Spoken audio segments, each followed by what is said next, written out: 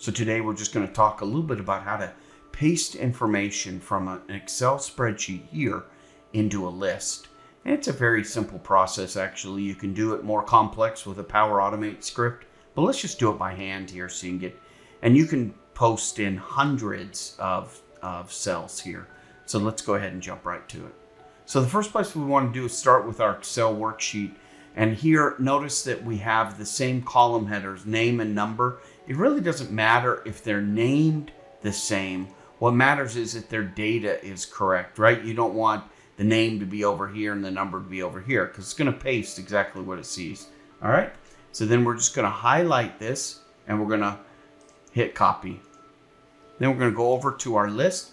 We're going to edit this in grid mode. So edit in grid view. We're going to click on this once. We're going to hold down our shift key and with the right arrow, we're going to go over as far as we need to, which is there.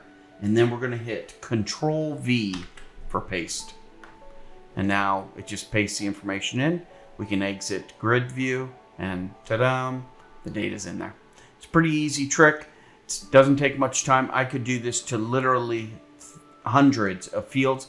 When you do it to a large amount of data, just be patient. When you hit exit in grid view, you may think the system is locked up. It's not locked up. It's just saving all of your changes. So just be patient, go do something else, come back, and it'll pop right back to the screen, edit in grid view.